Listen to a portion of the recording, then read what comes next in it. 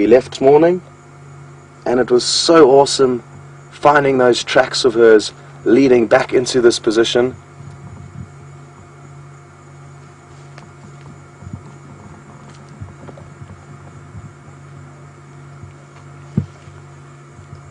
Now, there's a lot of vehicles on the way here, and there's only one spot for a vehicle at any given point in time. So what we're going to do is we are going to actually make space. It's unlikely that they're going to feed now because they have already been feeding and they're quite full bellied. So what we need to do is probably head off and stay in this area and hopefully come back when they're feeding again or there's a bit more action. It's a little bit complicated. Obviously the last thing I want to do is leave, but we do need to share with everyone, and it's very thick in and around this area, so only one person can get in at a time.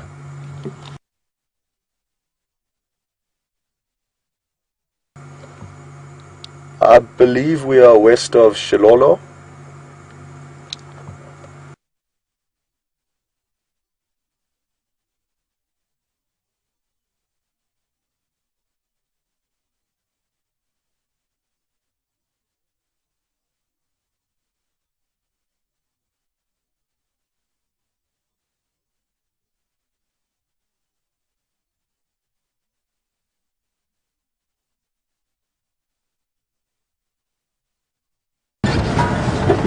Well, I'm so happy that we got to see that, even though it was very brief.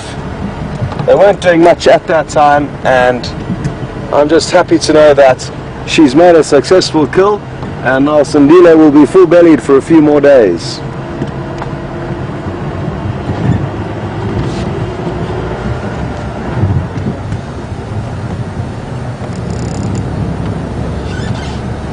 Huge apologies. I hear some of you have been getting breaks in both picture and audio, and I apologize greatly for that. And just to recap, if you did miss anything, Shadow and her cub are feeding on a big male impala. She's made a kill, possibly during the day. She certainly hadn't collected him by 9:30 when we left him this morning, and sometime between then and now she moved probably about 1.5 to 2 miles to collect him from where we left him, and then brought him back into this area, back to their kill. Sadly, she didn't hoist it into a tree, or she hasn't done that yet, and there aren't any marula trees or suitable trees very close by. So if hyena come on, it's going to get stolen, but there is still time, and now that they've fed on the carcass a little bit, it's easier to carry the kill up the tree, because some of that weight will be in his belly, and even the weight in her belly, it's easier for her to carry with weight in her belly than with weight dangling out of her mouth. That male impala will weigh more than she does, and understandably, imagine trying to carry something in your mouth that's heavier than you up a tree. Not easy. So there is still a chance she could do that, but time will tell. And that's why I'd like to hang around in this area, come and have a look a little bit later on and see what we can find.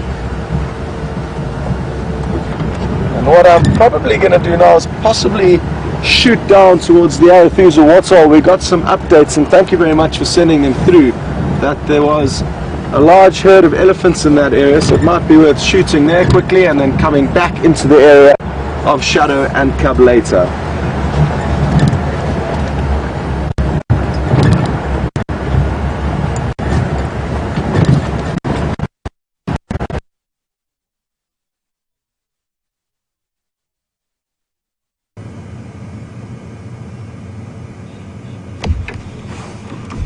And for those of you who might have just been joining us, Dennis from Massachusetts was asking us about these drainage lines.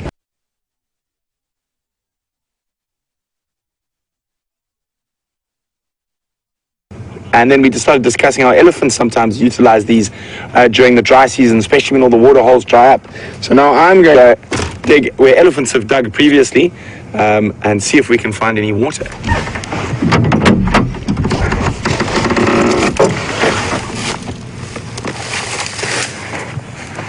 So we can actually see there are elephant footprints around here, but it has been quite a long time since they've dug here.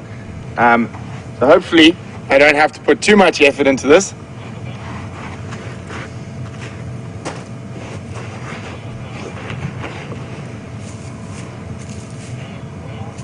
But I think this is quite an old one, but it is, at least they've done half the work for me.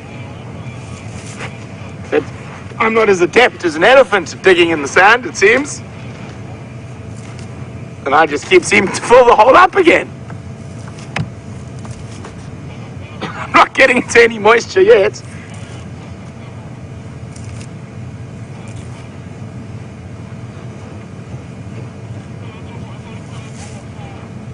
You can see how it could be incredibly frustrating for elephants, because as they dig, you just keep filling it. And you'll probably find the reason this one hasn't been dug in for a while is because the water table here is obviously lower, so they will actually be able to smell where the water table is higher, and that's where they'll dig for water. So maybe I can't smell as well as an elephant, so maybe I'm digging in the wrong spot at the wrong time of the year. So maybe a bit earlier in the year, when the water table would have been a bit higher, this would have been a good spot. But I'm going to try for another minute. One can't just give up. But it seemed when I was digging earlier, the water table was much higher because I got to moist soil quite quickly.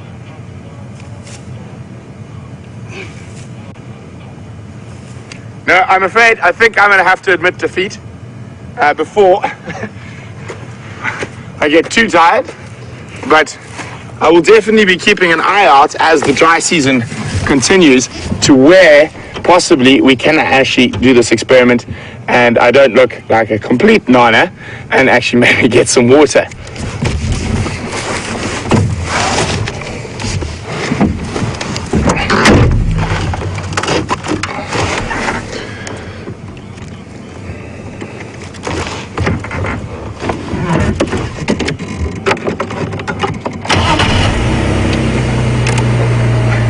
Speaking of water, I didn't manage to get any to drink from the hole, but fortunately I've got some with me.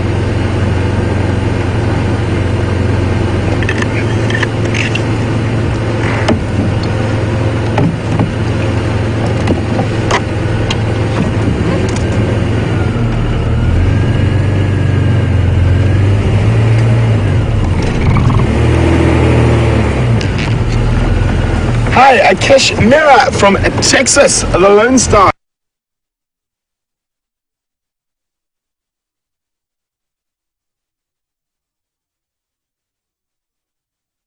Drainage lines are man-made or natural. They are very natural. Generally, when you have drainage lines like this, and rivers for that matter, one of the most important things is it lets you know about soil types. And it's generally, as we can see here with this nice cliff next to us, the drainage lines and rivers are the break between two different soil types. And I actually see some that might look like a bit of salt in here. So I'm going to go have a look there now.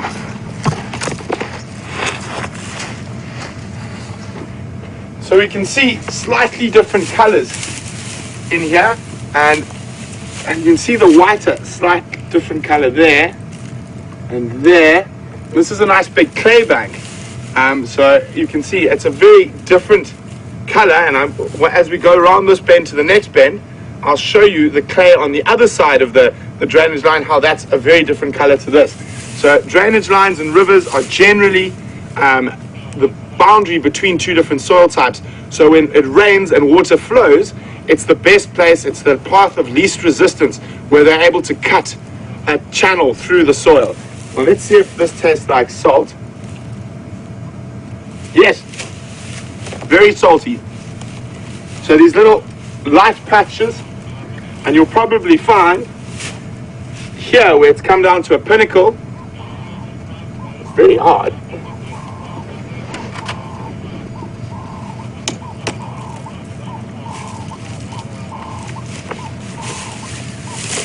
If we give that a closer look here, you can see it's much lighter color, and what will happen as the water drains down a bank like that, the salt will move with the water and get caught right at the tip there. So I'm going to taste this now. This is probably the saltiest spot. All those little sort of almost look like stalactites that are coming off this clay bank are probably little salt collections. So let's go have a taste.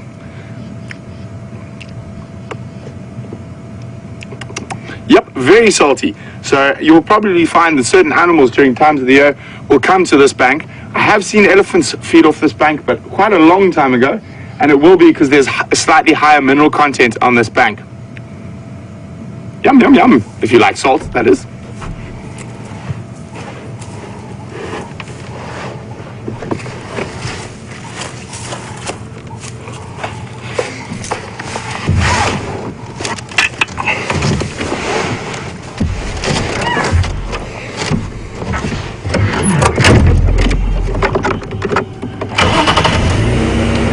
So if we go a little bit further, you'll notice some very distinct holes in this bank on my left. And here we go. There's a really nice one. A couple of them here. And you see those very distinct holes in a very steep sheer bank. So if we go a little bit higher there, yeah? See that big hole there? To the left. There we go. You can see there's a whole bunch of holes all around there, and if we keep panning, there's a really nice one opposite us. There we go. So I wonder if you guys can figure out what possibly there's a couple of different things that might have made these holes and live in these holes, and what is the reason they would put it in a bank that's likely to change. So this bank will probably, during the next rainy season, get washed away. You can see it's a high action bank, as you would call it. So it gets washed away and will change season to season. And let me give you an idea how high this bank is compared to me, so you can see and think about it.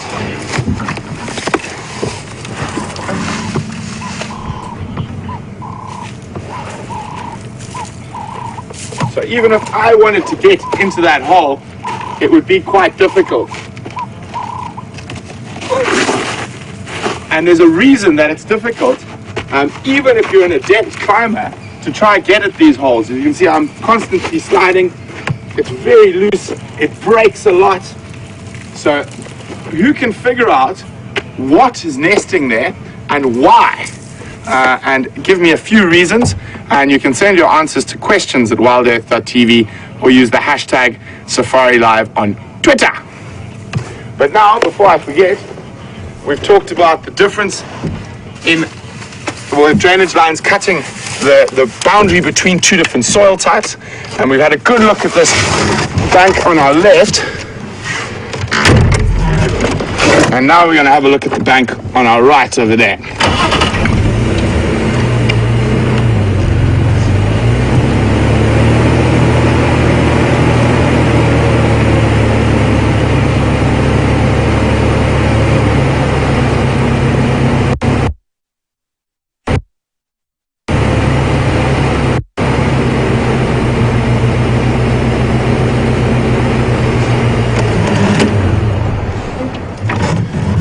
So we can see it's not nearly as high on this side, but that doesn't really make a difference.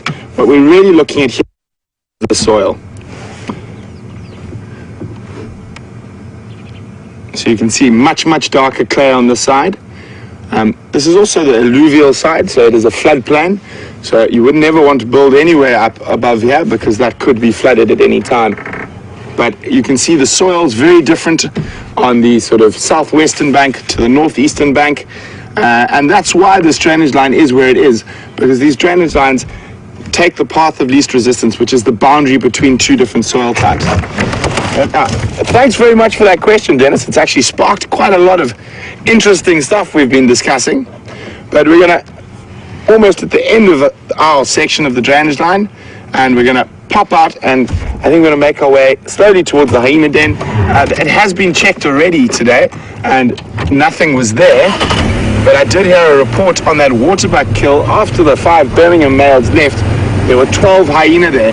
So possibly a lot of the adult members of the clan were at that waterbuck kill. So maybe, given them enough time, it's cooled down, that they might have moved back towards the den.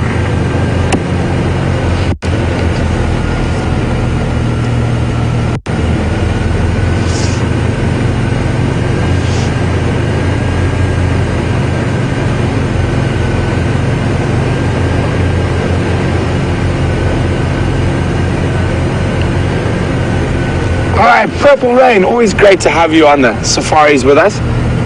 Purple would like to cold. At this time of the year it would be cool, and I mean during the summer months a lot of animals will use these drainage lines for the cool, specifically lions and leopards, and because of the cool coming through from the water. It would be quite cool. It would also be incredibly clean. This is a huge filtration system we have here. It'd be perfectly drinkable. If I had got to water, I would have happily drunk straight out of it. So very good clean water in these drainage lines if you can get to them. This area wouldn't be the tastiest water. There's a very high lime content in this area. Nothing wrong with the water. We're not going to do anything bad to you, but it does have a very high lime content.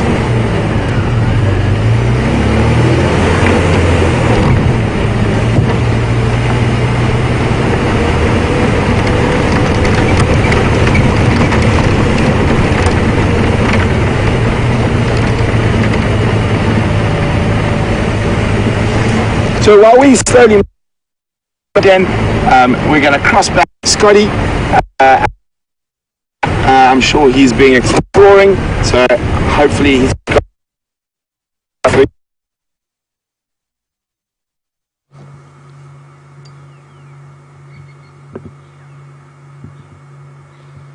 Welcome back everyone, and apologies again for the crash cut away from Brent and what sounds like a very interesting discussion about drainage lines and the lives within them. I'm actually quite jealous I wasn't there watching with you as well. It's a beautiful evening here, as you can see, and this is a really wonderful little open area in Arethusa. I love the dead trees that line the skyline, and we just decided to stop here and chat about a recent incident that happened yesterday. I believe there's a lot of chatter amongst all of you about the leopard attack that happened in the Kruger National Park yesterday. It's really tragic news, of course. We hate to hear animals and humans interacting in a negative light like that, and unfortunately the leopard that did attack a ranger was actually shot. It sounded like she was quite badly injured. They're not sure what she was in a fight with, but she was an old female leopard and she was quite badly injured. And she attacked one of the rangers who was driving around. He was in an open vehicle fairly similar to this. It had a windshield, but the door was very similar to this. And what I'm told is that the leopard actually jumped up and grabbed onto his arm. And I've seen one photograph of the leopard actually hanging onto his arm while he's sitting in the seat. And then another photograph of the leopard actually climbing up onto the hood of the vehicle. I'm not sure how the sequence of events worked out, and even the story that we've been told, we're not entirely sure what actually happened in the situation, and what you hear is one thing and what actually happened may have been contrary to that. So we're not too sure on the exact finer details, but the fact that she was old and injured makes it very believable that she may have done something irrational, you could say. It's very unlike leopards to attack people. And Brent actually did some research, and he worked out that since I think 2003, and basically the last 10 years, there's only been about 5 leopard attacks in the Kruger National Park.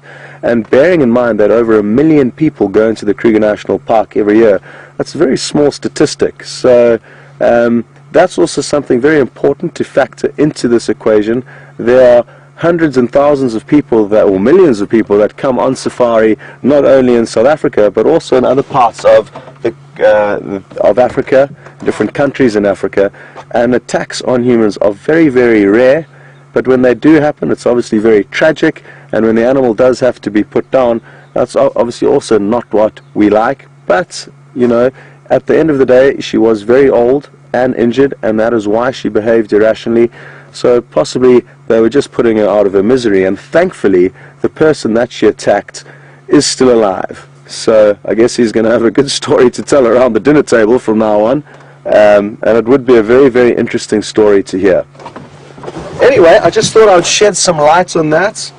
I'm certainly not saying it's either person's fault, because we don't know exactly what happened, either person or animal. Very sad news,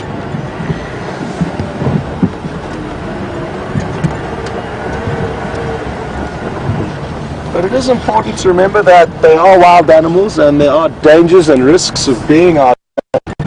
An analogy I used this morning was it's the same risk of getting into your vehicle in the morning and driving along the motorway. There's always that chance that something can go wrong.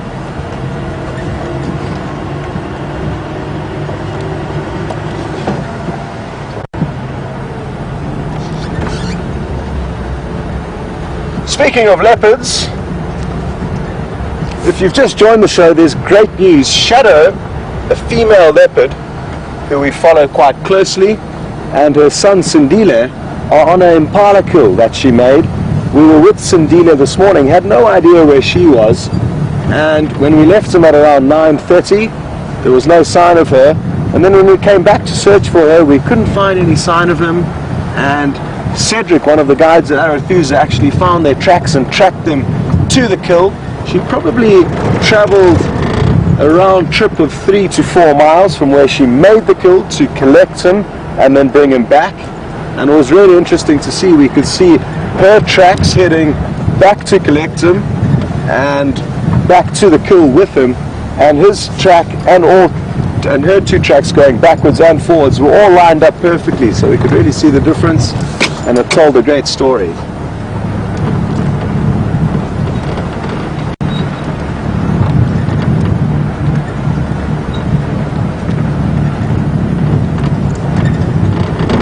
Now I believe a lot of you sadly missed the kill, and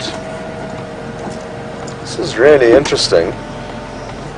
Sorry, I've just found a track of a very interesting bird that I'd like to show you. I really didn't expect to see this here. And I think there's just enough light left to be able to see it. Right, if you just zoom down there, you'll see what looks to be almost like a dinosaur track, you could say. I'm hoping the lighting's still decent. But if you look there, you can see the back little pad and then a side toe, another side toe over there, and then the front toe coming forward over here. It's not easy to see, and also the fact that there's a hyena track behind that one makes it a bit tricky. Possibly if you come to the next track forward, Brian, or that one back there, that's a bird called a Kori bustard. A very large ground-dwelling bird that I'm just going to find in my book quickly to show you.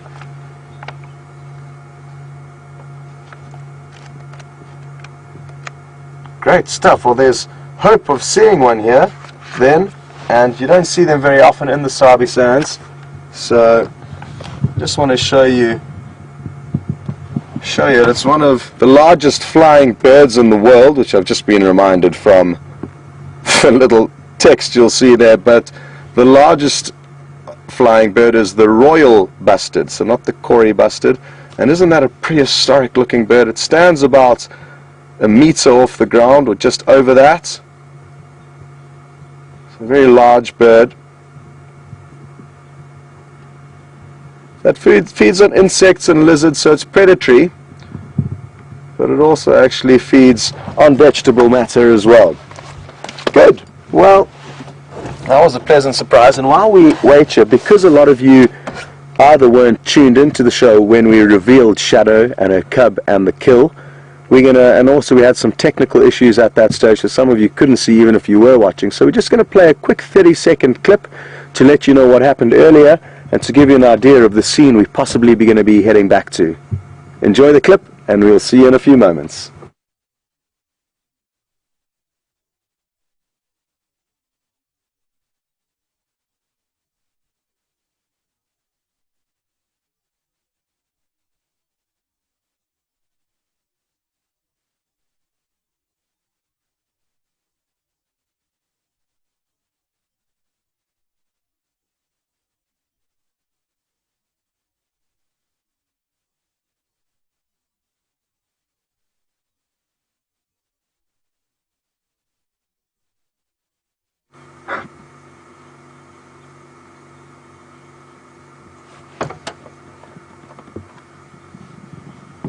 Well, I hope you enjoyed that little clip. And such great news. We're not sure when last they did have a meal of a substantial size. It's not that either of them were looking starving, but we haven't simply been in the right place at the right time to see them feeding.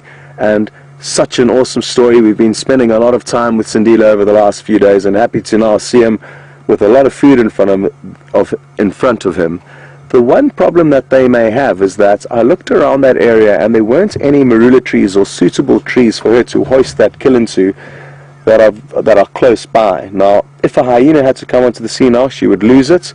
She may try and drag it to a tree now that a little bit of the impala has been fed on, but dragging a male impala with those horns, getting caught on branches all around her, can be really tricky. So it would have been better if she had killed a female. It would have been slightly smaller, and it doesn't have these horns which get in the way when dragging a carcass through thick bush. Anyway, we're going to continue in that direction. Understandably, there's a lot of vehicles that would like to go and have a look, and we're letting everyone take their turns, and hopefully we'll get a little gap later.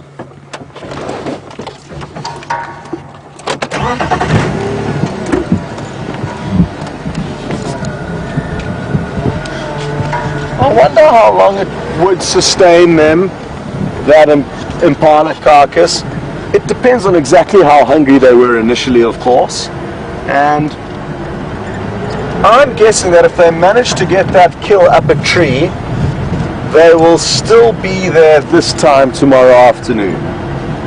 Certainly they may finish it towards the end of the morning, but I think that it'll certainly take them until tomorrow evening to finish. And thereafter, with two, they'll both be extremely full-bellied. They would be able to survive 4 or 5 days comfortably without making another kill, and even a week before they're going to have to start really worrying about where their next meal is coming from. So, really good prospects, and even the little bit that they have fed on now, even if the kill does get stolen this evening, they still would have acquired a fairly large portion of meat, and that will last them at least a couple of days.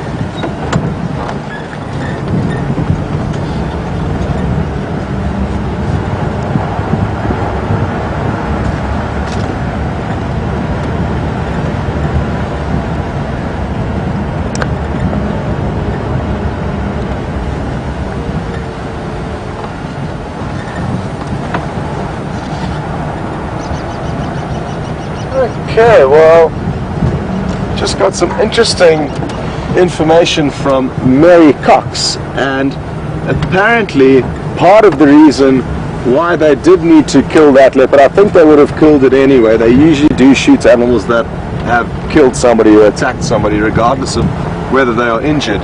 But one of the vehicles who was also in that sighting actually had to drive over the leopard twice in order to get it off the ranger's arm.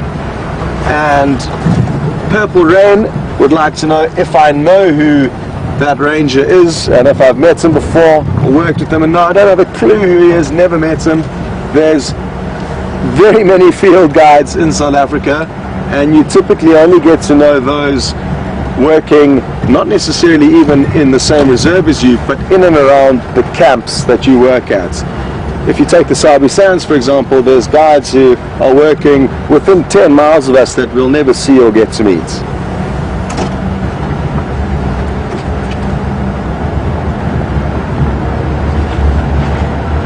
Oh, I love this time of the evening. It really is magic to be out here, and it's so good to have all of you with us. It's also good to know that some elephants came down this road at some point, probably not too long ago. And they've been causing us to get in and out of the vehicle quite often at the moment. They are breaking a lot of trees and trying to access the bark and the roots, and they'll do that in the winter months because the plants are no longer harboring a lot of their nutrients in the leaves, but they rather keep them in the roots and in the bark as kind of a reserve, waiting for the first rains in summer to come, and then they'll reinvest them up into the branches and the leaves. So the elephants are causing a lot of destruction, but it's all part of the adventure. And the good thing about getting out the vehicle every now and then is, as I've stepped out now, I found some female leopard tracks. They're not very fresh and possibly could be shadows, but it's still interesting and good to get out the vehicle every now and then just to take a closer look around.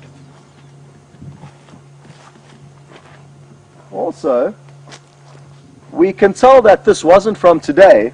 You'll see a lot of dung, and it's quite dry, and it's the dung of a hippopotamus, and the hippopotamus would have been walking down the road and walked up to this bush, and with its tail waggled and sprayed the dung all the way into this bush. You can see how it's scattered everywhere here. And there's even a few scatter marks up here that we can see. So there was a hippo that used this as a toilet.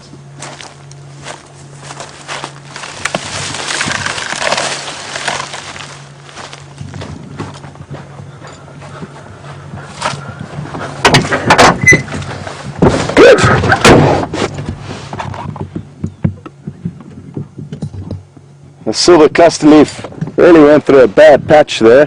Initially it got the tree snapped in half by elephants, and then shortly after that a hippo came along and pooped on it. So not the best way to go for that part of the silver cluster leaf.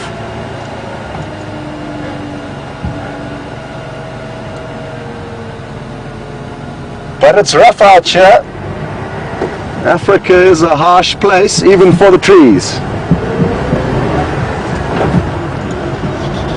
Oh.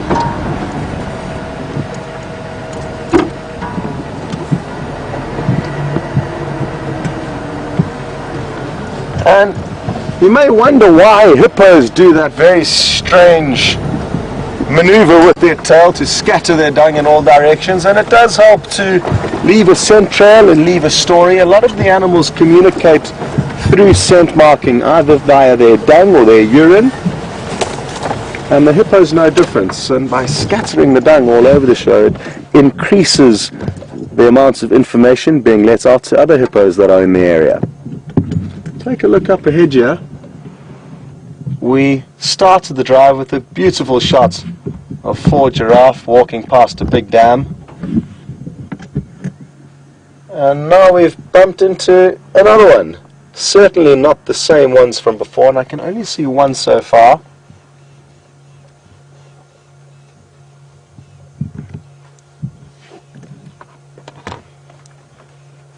It looks like a female to me,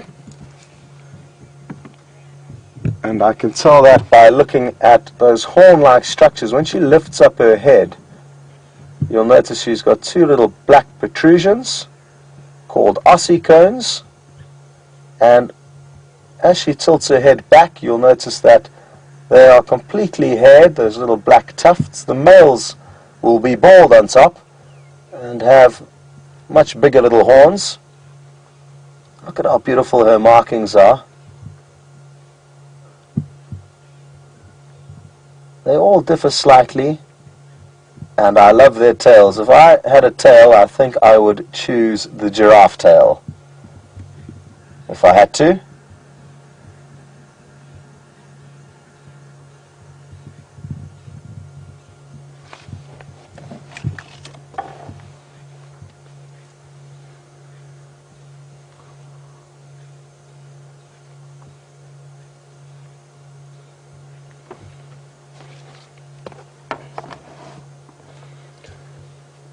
Penny Pie would like to know, how on earth is it possible for giraffe to have the same amounts of vertebrae in that long neck of theirs as we do? And it's a good question and hard to believe, but basically the vertebrae in our neck are very short and compact, whereas a giraffe's one individual vertebra will probably be about that long, probably 8 inches in length, so it's an extremely long vertebra, and the little, you could almost call them wings that grow out of the side of our neck vertebra are very small and not very big, not very long, whereas the giraffes are much longer, and their big muscly neck houses these really long kind of wings, you could say, that grow off the vertebra that houses the spinal column. But yeah, really incredible to think that they do have the same amounts. And what a bizarre adaptation. A really useful one, a good vantage point to see potential predators, and also one that puts them in a category of their own. They can reach areas where the only other animal that can compete with them really is the elephants, who may be able to push down trees and then access the leaves, but the giraffe can get to food that no other animals can really get to. So a very clever move on their behalf, getting their necks extended like that.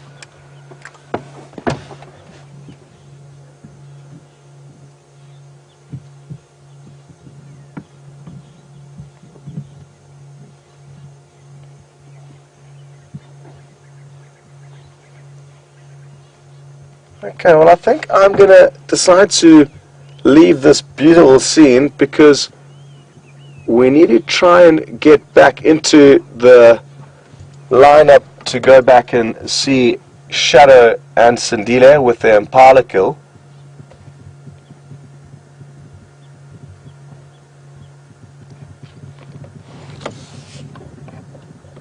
What a beautiful scene. I hope you're all enjoying this afternoon safari, and it really is. Oh, he's going for it. There's an Egyptian goose flying past and Brian didn't even hesitate. Awesome. Well done, Brian. One lone goose heading off to the east. Well, I hope you all enjoyed that, and that was some very nifty camera work. I looked up and saw it flying over and didn't think Brian was going to commit to it, but he didn't waste that opportunity. Well done.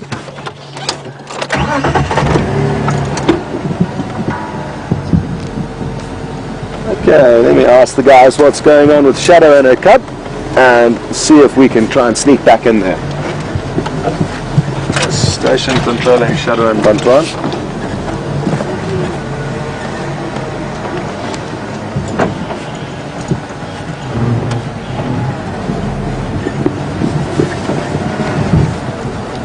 Good evening. Just wondering what the vehicle lineup is. Copy, thank you. Well, that worked out better than expected. We've been told that we can head straight there, and as soon as we get into the area, somebody else will move out and make some space for us. So we're in luck. And it's that time of the evening now, where hyena may start moving about, and the leopard also may decide or know that the hyena are going to do this. So the leopard may too decide to possibly hoist the kill up a tree.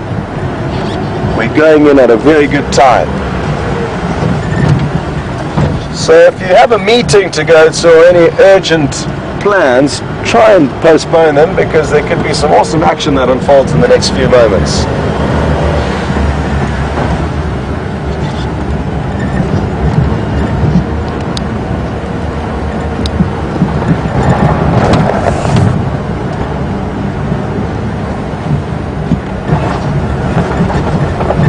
Okay folks, well it sounds like Brent has got himself into quite an exciting situation. So while we continue towards Shadow and her cub, we're still a few minutes away.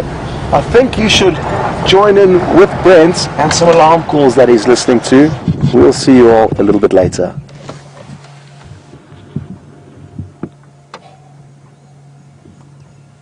I said I was listening for.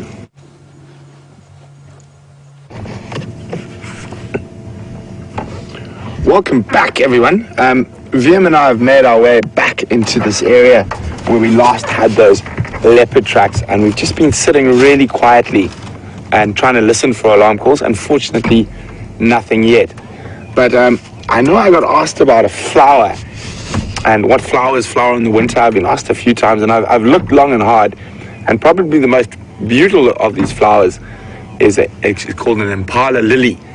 And I haven't seen any growing here, but where we're staying at the moment in the Manuleti, they do have a unfortunately it's a little bit sickly, but still a really, really beautiful flower, and one of the most bright of the winter flowering plant species. So So absolutely stunning. The tree, or the bush itself that the flower comes from, I don't really have a good picture. So it's a succulent, so it's quite large. You can get to about 1.5 meters in height. But it is an absolutely stunning flower. Very, very intricate if we come back into the staples here. And it's pollinated mostly by robber flies, and you can see the very fine little hairs, but an absolutely exquisite, unfortunately looking a little worse for wear, this one at the moment, but it has traveled some distance with me today. Don't worry, I only took a tiny little branch off a really big one, so lots of other flowers on it still, but absolutely exquisite. You can see the tiny hairs if I turn. And the pollen will be attached to those, so when the insects might climb in there and brush up against it, and that'll help with the pollination.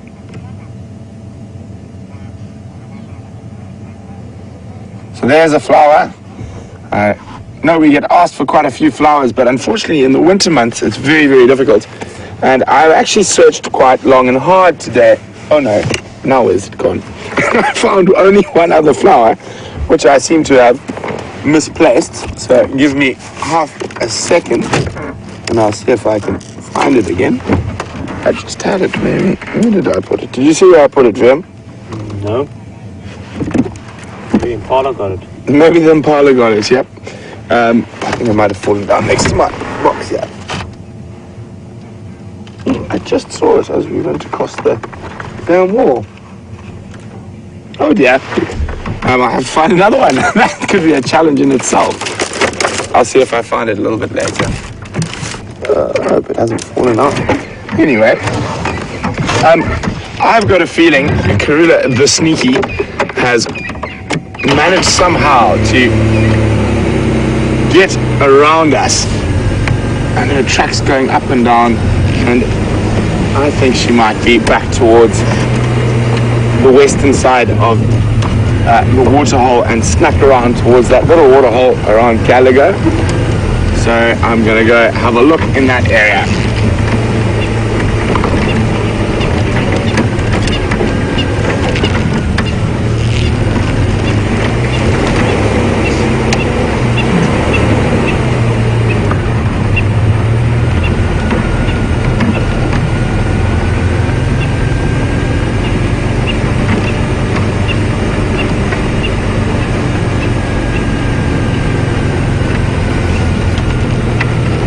Well done, Kathleen, Jerry, Lisa, and Donna, and James.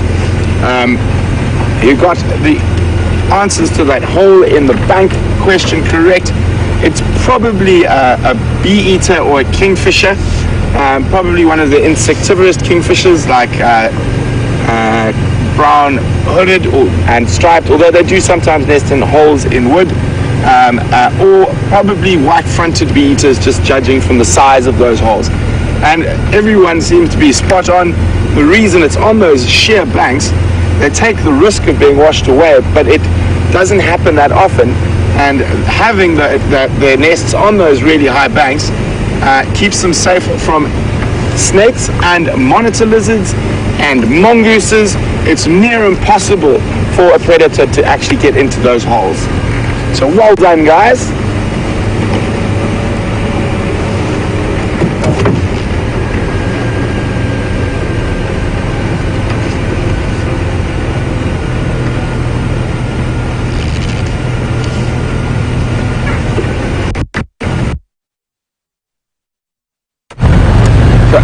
Thanks very much for all the feedback on that.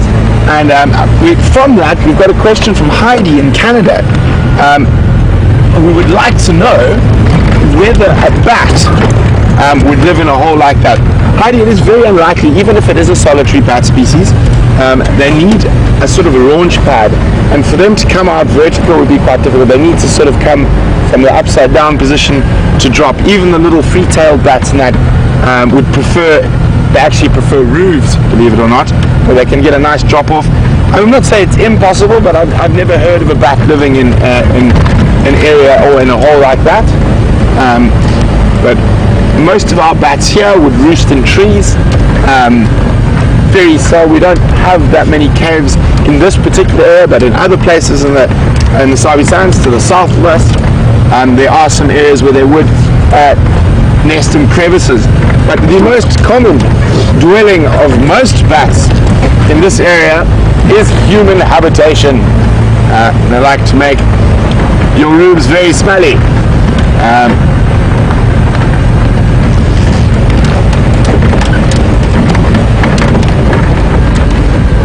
So this is where I'm hoping the Karula has snuck around, went through this block and maybe come down to this area.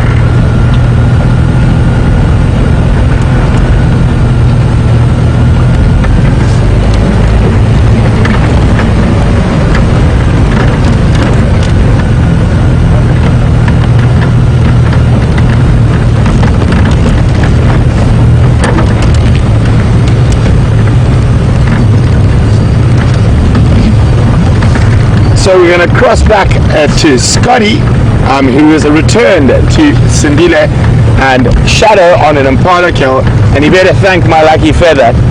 But enjoy your time with Scotty. Hopefully you have a spectacular sighting of those wonderful leopards.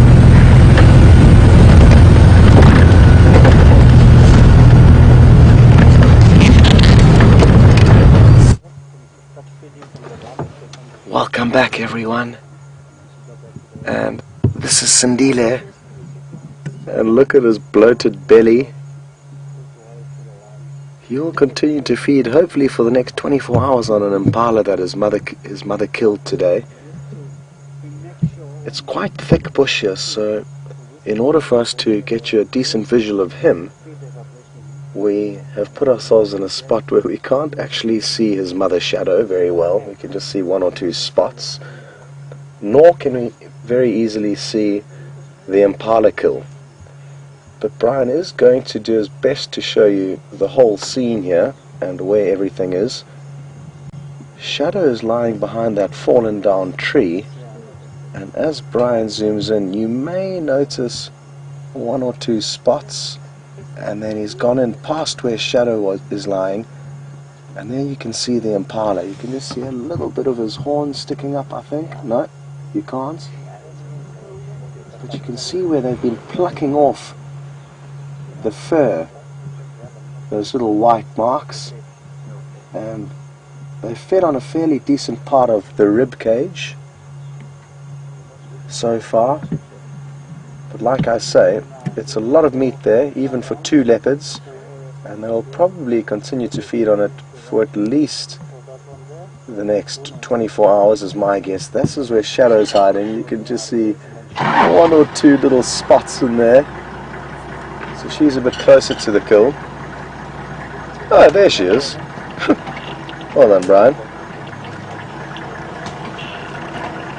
But Roy is moving out now, so we will be able to move into a slightly different position where we'll be able to show you a little bit more. Something important that I have mentioned already, but I'll mention again, is that as Brian zooms out and we look around, the closest marula tree is off to the right, and it's quite some distance away. That's it, the big tree that you can see in the background, not the foreground. So that, yeah, the tree that Brian's zooming into now, that's the closest tree to her, and it's probably about 50 meters away through some very thick bush. And because the kill she's made is a male impala, his horns will get caught on just about everything as she tries to drag it there.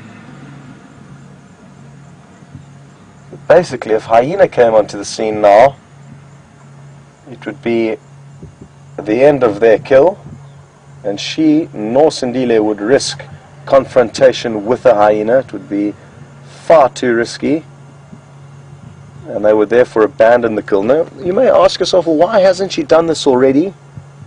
It's a good question. I haven't seen her hoist a male impala kill before, so I'm not entirely sure she's capable of it, but she should be able to. It's considerably heavier than she is. It probably weighs 10 or 15 kilograms, 20 or 30 pounds more than she does.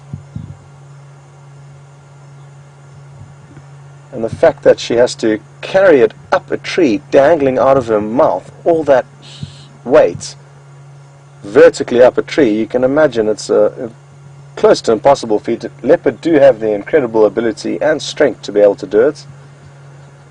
And what I've also noticed over the years is some leopards will simply not be wise enough to hoist their kills, even if they are small. The female from the south of the Sabi Sands, who's no longer alive, but she was a legend, called the Ravenscourt female. She was notorious for not hoisting her kills, even if they were small, like a duiker or a steenbuck. Even when she had cubs, they would feed on the ground. A hugely dangerous place for the cubs to be, in case hyena or any predators come surging in to the smell of the carcass.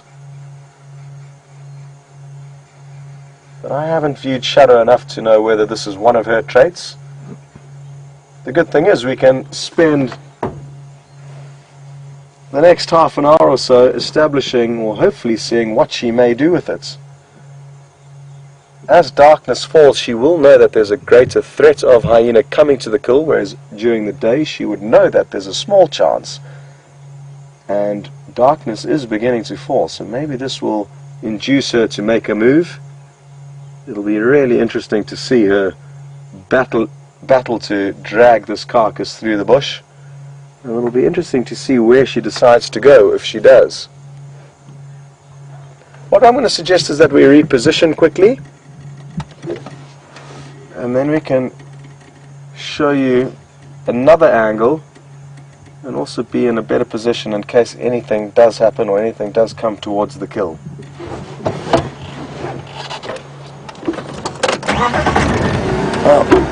Not a bad way to start the weekend. I'm told it's Friday,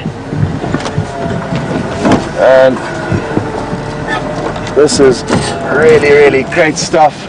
We've been talking about her hunting abilities and her mothering abilities over the last few days, and a lot of you were concerned for Sindile, thinking that he had not eaten enough. Well, now you can all take a deep breath and a sigh of relief, because even if this kill gets stolen now, his belly is full. So it's good to go for at least another week, just on what he's fed from today.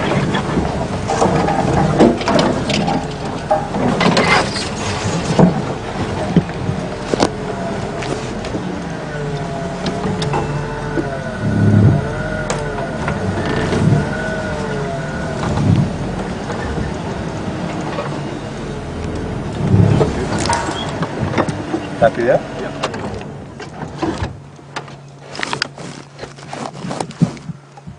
Okay. So now you can more clearly see the impala on the bottom right of your screen. It's a little bit gory, but it is nature, so we'll show you a quick little look here. They've eaten a little bit of the rump. That's often an easy entrance point to feed on. And also, as you can see, a lot of the rib cage. The rump and the buttocks is often the first place that they will feed on.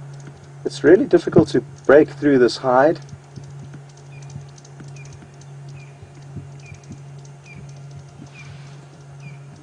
And here's Shadow. She's got her head up and she's very alert, and like I say, she knows that as darkness falls, a lot of hyena are going to start to move around. And I really wonder if she will drag this kill off while we're here. It'll be incredible to see if she does. Also to see her strength hoisting it up a tree will be incredible. And we've got very good prospects here.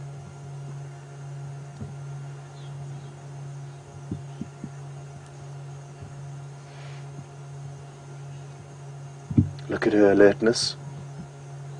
It's a very still evening, which is good for her. The scent of this carcass will not be carried very far because there's no wind to transport it. And on top of that, both her and Sindile can hear any potential threats approaching without being confused. If it was windy, just the rustling of the grass and the leaves would make it difficult for them to hear any approaching threats. So it's perfect weather conditions for the two of them. Her belly is also full, and you can see her panting deeply.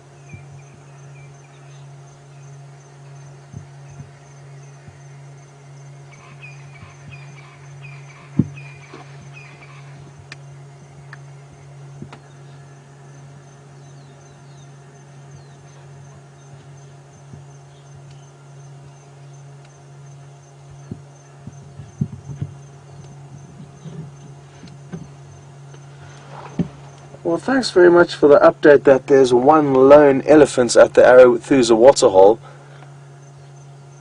But sadly, we are not going to be able to make it there. I really do not want to leave this sighting, and we are only allowed one vehicle to traverse Arathusa at any given point. So because I am here, Brent can sadly not head off there, and I think he's actually a fair distance off from the waterhole anyway, so it would be a little bit late for him to rush across there. But thank you very much for that update.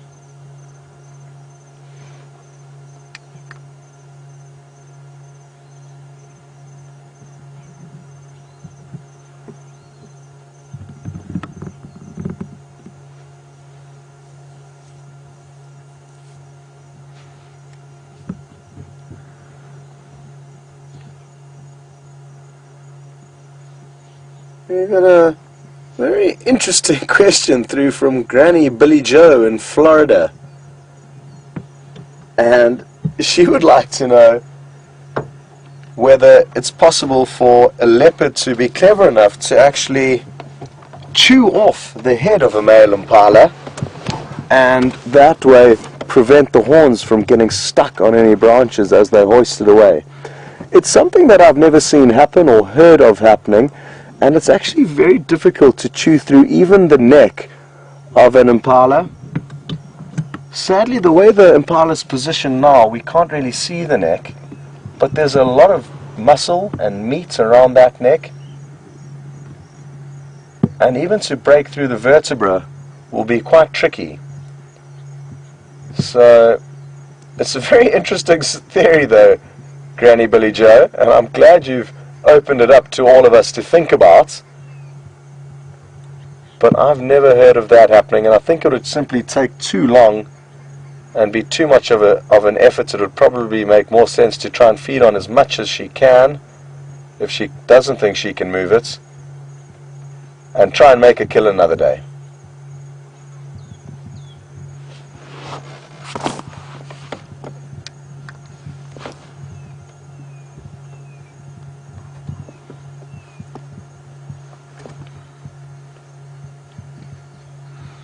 Well, you'll notice, or you would have noticed rather, that some of the intestines were still evident within the stomach of this impala.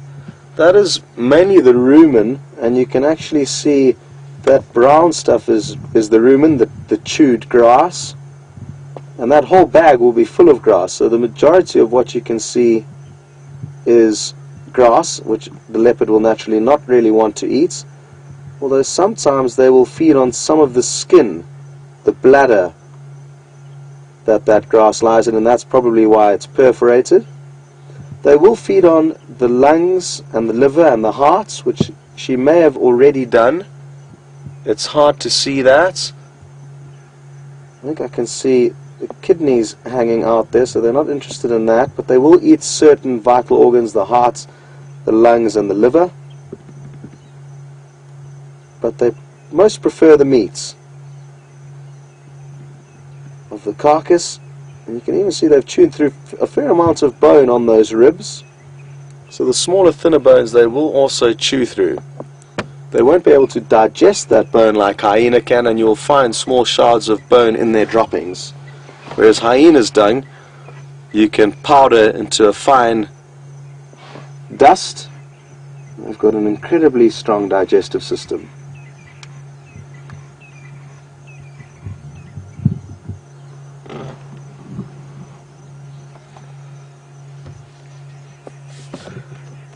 Now, the smell of a kill is not a very meaty smell. It's actually, what smells the worst is that rumen or stomach contents of the antelope, and it smells almost like a fermenting grass, you could say. You could almost say it's fermented grass with a small amount of beef stock added in, I guess, would be my way of describing it. Some really cheap and nasty beef stock thrown into a fermenting grass cauldron is the smell, and it can be very, very nauseating. Thankfully, we can't smell it at the moment, but when we were here a little bit earlier, we certainly could. Thankfully, the wind, what little wind there is, has changed ever so slightly. Now, even though not much is happening now, you must be ready to fire off some screenshots, because at any moment, hyena could come onto the scene, she could get up and decide to start dragging the kill. So don't go anywhere, even though it's quite motionless sighting at the moment. And we can't really see Sindile either from where we are, but he's also lying down trying to digest as much of this impala as he can before the next feeding. Usually they feed every 3 hours to 4 hours, depending, small chunks at a time. They are in the fortunate position that they can take their time to feed. This is not a good example of it because the kill's not up a tree in a safe place, but if it was, they don't have to feed as rapidly as cheetah, for example, or possibly even lion, who are competing with other pride members. So they can take a little bit more time to relax and enjoy their bounty.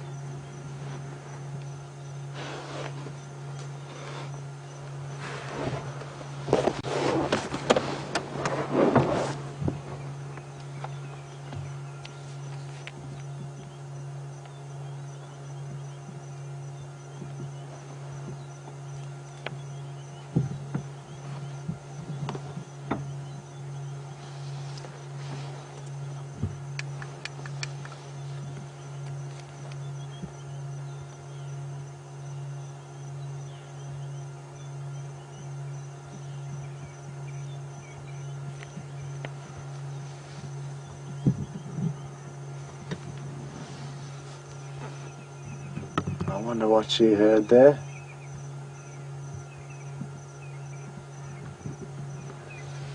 Liv from Brooklyn has asked an interesting question. She would like to know, why has Shadow not got Sindile up a tree, and would that not be her first priority rather than getting the impala up the tree? Lev, Sindile is a big boy now. He's 12 months old, or approaching 12 months of age, and the fact that he even spends most of his days alone is testament to the fact that he can make decisions on his own. And if he couldn't, he would no longer be alive. So if he had anything approaching, it would be his job to get himself up a tree, and she will do her job to get herself up a tree. She is not going to risk injury to herself in a situation like that. That he needs to work out for himself, and he will make his own plan, or he'll do his best to, and she will decide to do whatever she thinks best. She won't try and hoist this kill now, I doubt. I mean, she could try and get it up into the small tree that they're lying next to, but it's not going to be a very good spot. So it would make for very interesting viewing, because the hyena would try and scramble up there afterwards.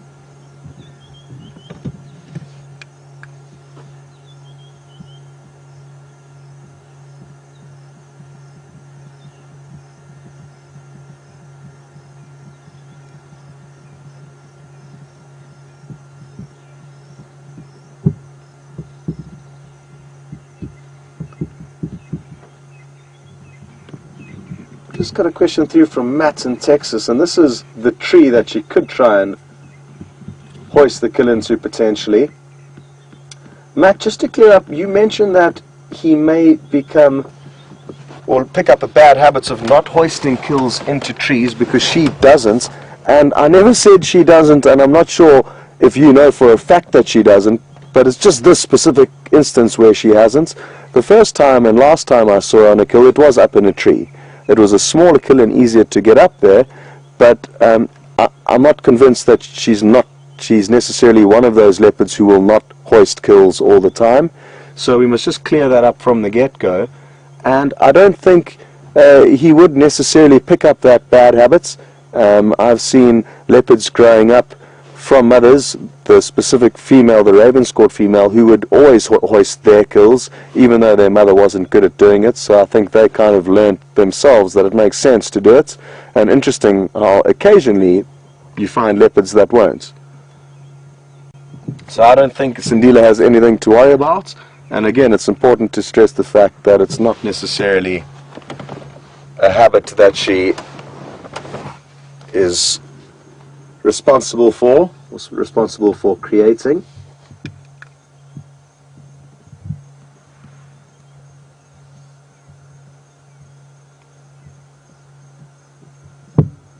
What a beautiful sky. That's Venus, and Jupiter you can see ever so slightly at the top of your screen. And Kathleen in Tennessee would like to know if hyena will vocalize and make a loud noise before coming into a kill. Will they come in silently? Usually they come in silently. They don't know what's going to be there.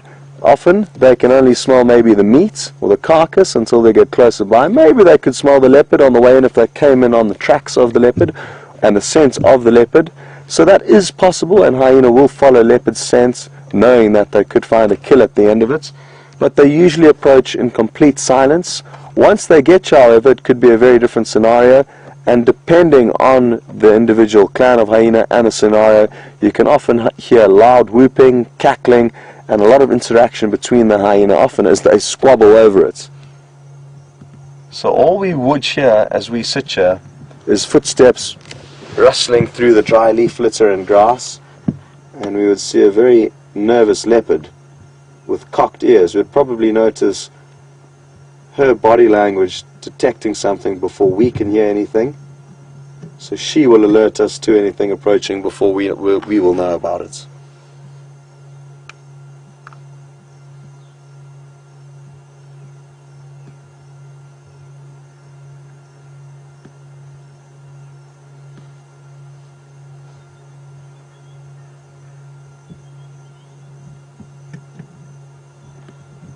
Gilly from Milwaukee would like to know if leopard ever drag their kill from the rear end or always from the neck, and it's always from the neck as far as I've seen.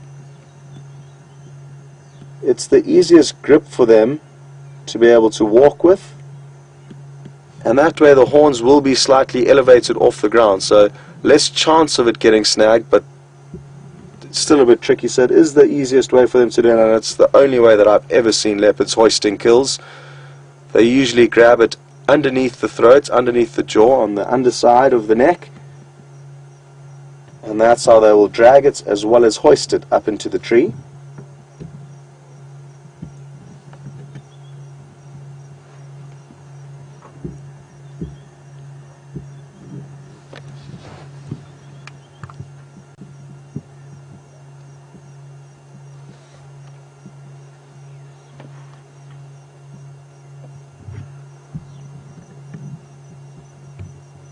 Iodine from Virginia. That's a name I haven't heard before. Good to have you with us.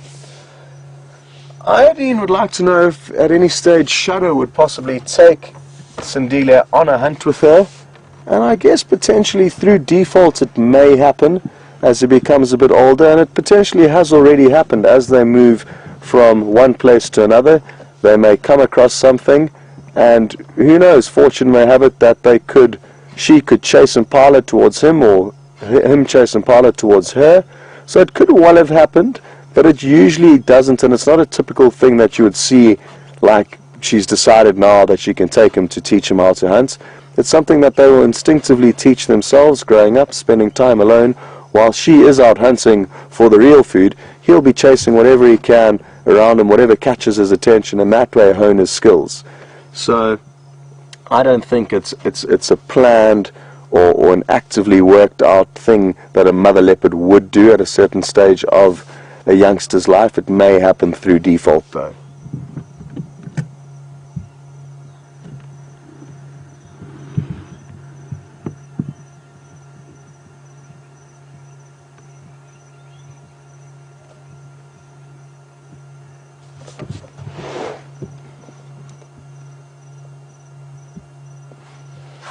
Okay, well, it sounds like Brent's found a really beautiful spot that he would like to share with you, so we're going to send you across to him and we'll be waiting here for you when you're done.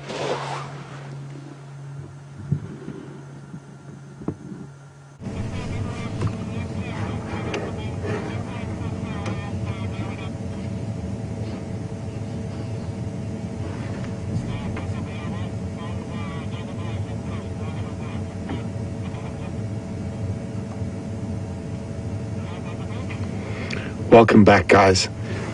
So what we're doing now is I'm still convinced that crew lives in this area. So we've stopped. Something is really upsetting those lapwings. Just gonna have a quick look what. It could be maybe a side-striped jackal, could be a white-tailed mongoose, could be a leopard. So what I was going to say, we've been sitting quietly and wanted to enjoy the sunset with you, but as I said, you never know what can happen out here. Let's try to find where the lapwings are. Can you see them? There's one. They're incredibly upset with something, and they seem to be looking this direction.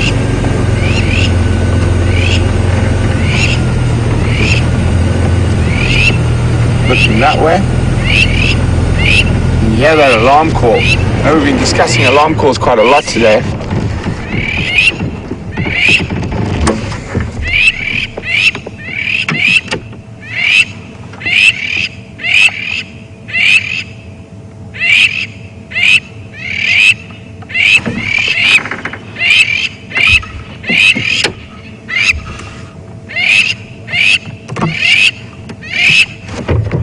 Here we go. What was that? I think that is what they spotted. I didn't get a good view, but it looked like a genet. Let's see if we can sneak a bit closer.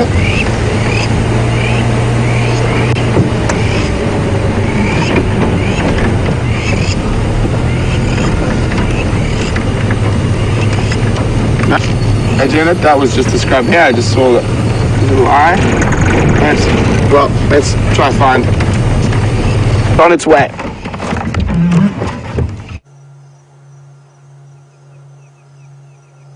Welcome back everyone, and sorry to rush you away from the chase, but something is here. We're not sure what, but she's heard something, and on 2 occasions now she's hissed in disgust in that direction. So we had to rush you back here. Something could come charging in at any moment, and we're just going to wait and see.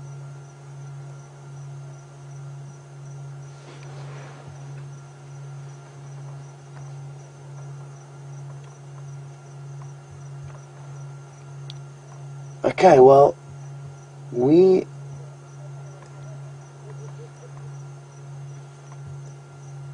are just going to keep you here for a minute or two, and then we'll get you back to Brent's. I don't know what it could be, but she hissed in a manner of disgust in that direction, and it's often what they'll do towards hyena. Possibly it was just the thought of a hyena approaching that caused her to do that.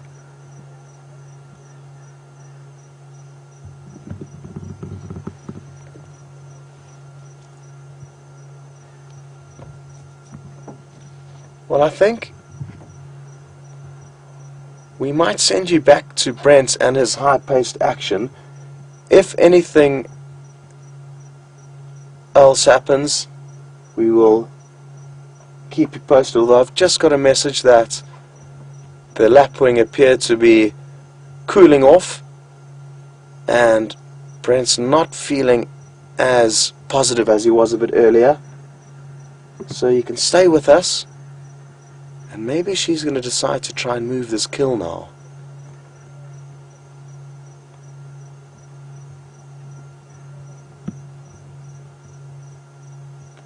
The fact that she must have thought something may have been there for her to hiss makes me wonder why she hasn't thought about trying to move this kill. And this is all interesting behavior that we're learning about her. I've never seen her in a scenario like this, with a kill of this size. Actually, the first time I saw both her and him, he was probably half the size, or even slightly smaller than he is now,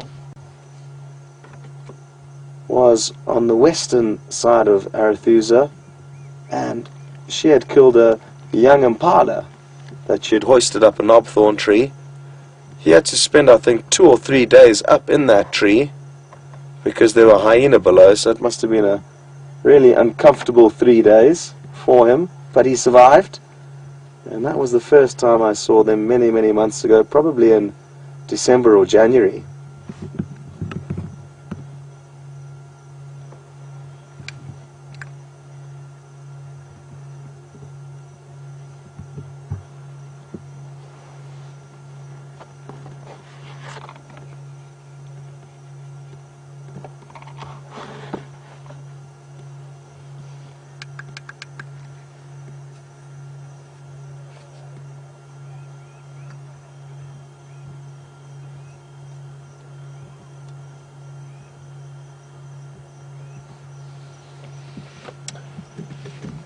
Andre in Florida, and it sounds like a lot of you are watching in Florida today, so good to know that this Safari Live is spreading through Florida.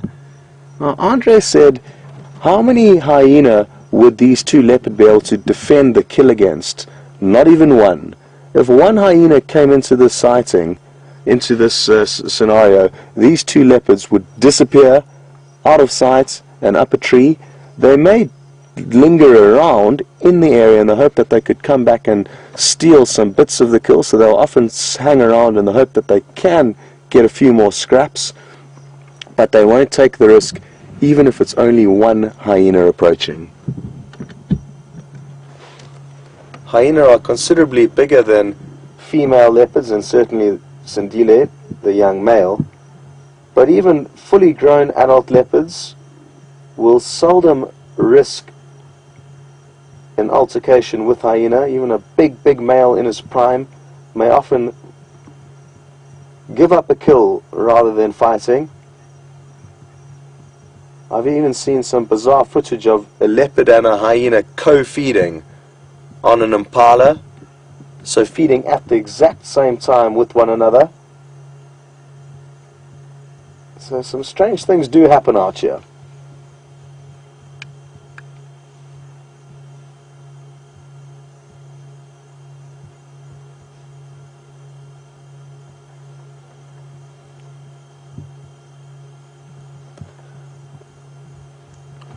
Rosie and Lisa are interested to know, where is Sindile? And I'm fairly certain he's still where we left him, but it's difficult. Yeah, I can see his tail in there, I think. So he is lying up just where we left him a little bit earlier, just on the other side of this bush. Thankfully, because it is very dry at this time of the year, they'll easily be able to hear any potential threats approaching, and again, it's a very still evening, so that, coupled with the dry conditions, means they'll be able to hear hyena coming from a long way off, so they've got nothing to worry about. And we've got good news. Those crowned lapwings certainly were shouting at something. Let's go find out. Goodbye.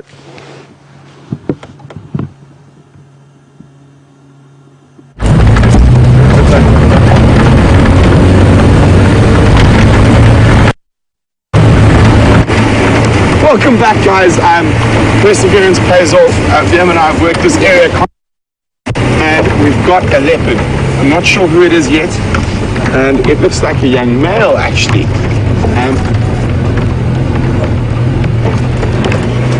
Oh, no, maybe not. I'm actually not 100% sure who this is yet. It could even be Shadow by the looks of things, but it is definitely not a young male. No, sorry, not Shadow. Sorry, I know where Shadow is. Not thinking, but I'm not sure which letter this is. I'm trying to get around the front.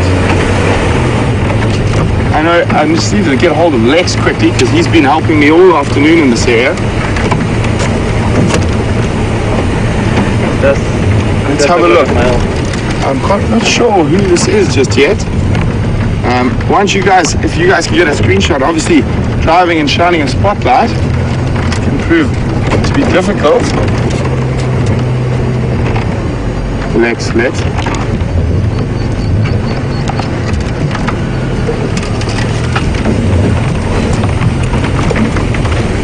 Lex, I've got an Ingwe at WildEarthTV Dam if you're in the area.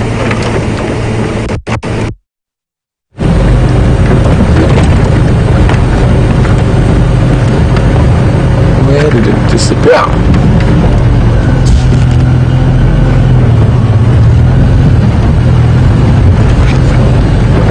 Ingwe, I'm not sure which one, at WildEarthTV Dam.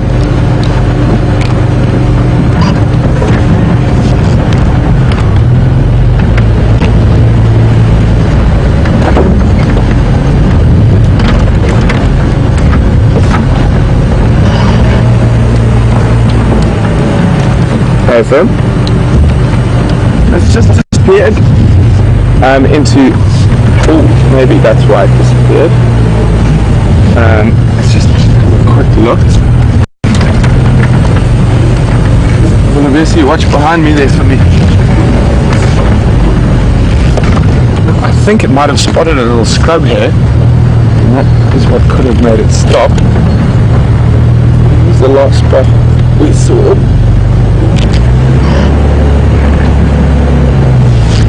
There he is. Yeah.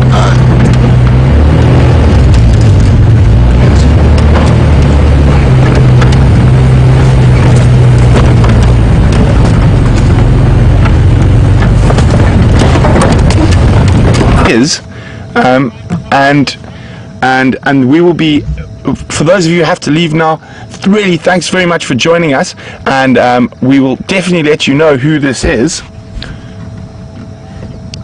It's on the northern side of Gari Dam, at the dam itself.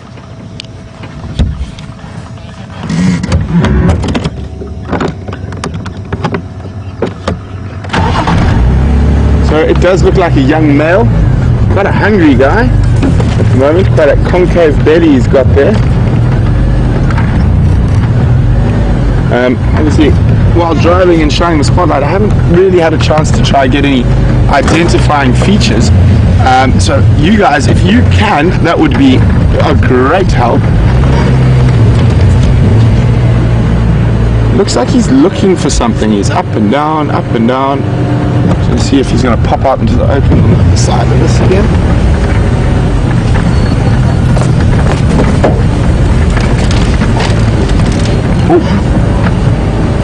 Oh, he just ran after a scrub hare, ran towards him. He just missed it. That was very close.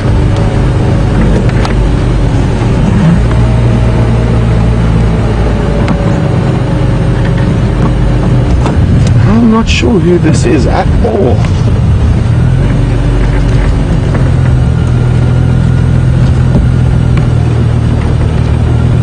Animals now moving directly towards the WildEarthTV camp.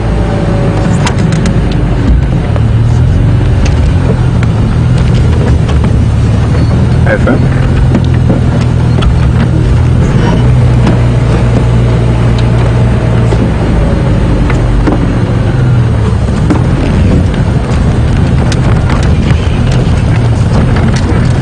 So it's definitely not the female we were tracking earlier, but it is great that I knew there had to be a leopard somewhere in this area, and I think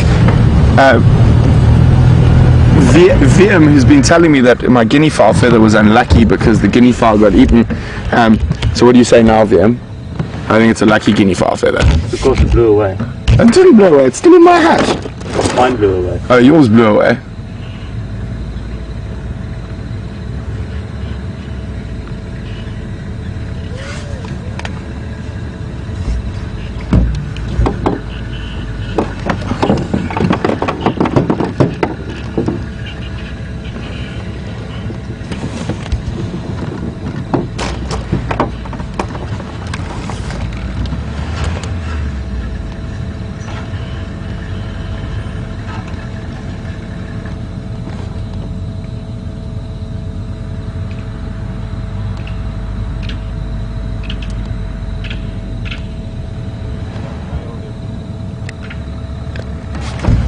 Oh, I can see some eyes. It looks like possibly an Inyala or a bushbuck ahead. Lex, there's an access point directly opposite me where you can drive down into here.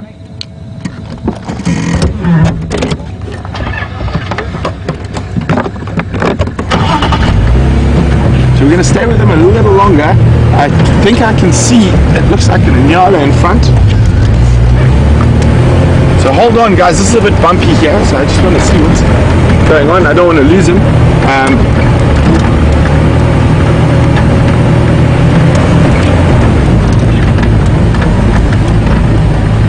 Hi family, I've got a young one in Ingwe in front of the telecom, 3 stations here, but I'm not going to be staying too long.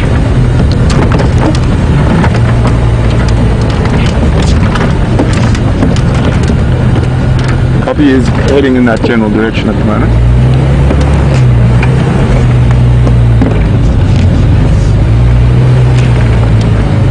Okay, we can stand by there.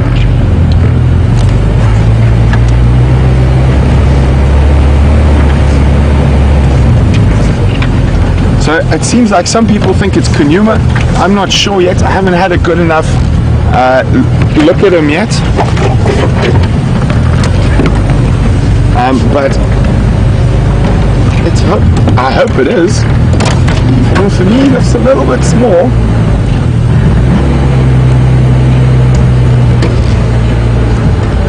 And you can hear Monkey's alarm calling at him over our shoulders.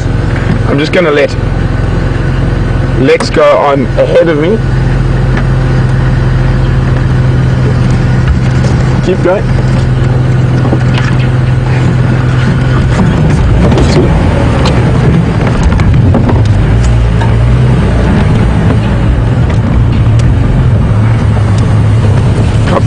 Or you can stand by in the drainage line, and I'll make space for you.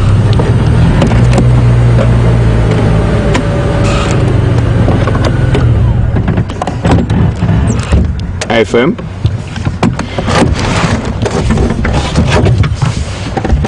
Sorry guys, isn't this really exciting? So it is definitely a young male, and we're going to let the other vehicle stay with him now. There's another vehicle that's coming in, but we managed to find that leopard after quite a bit of perseverance. VM and I did spend a lot of time in this area. So Scott, just a word from Scott. That he had to actually leave the sighting of Sindile and Shadow with the other vehicles coming in. So he will definitely be going back to follow up on that in the morning, and I'm definitely going to be coming and looking for this guy again. So really interesting to find out who it could be. So really exciting times, and thank you to them, my guinea fowl feather. So thanks very much for joining us on the Sunset Safari. It's been a spotty one with spotted feathers and spotted cats. So really great Sunset Safari. We really do appreciate all your questions. Please keep sending them. If there are any new viewers, welcome. We do really wish you will join us tomorrow for the sunrise and sunset safaris. From all of us here at Wild Earth, and from Scott and Brian and Nikki, Tara, Eugene and VM and myself, have a splendid evening or day wherever you might be in the world, and we'll catch you on the sunrise safari. Good night.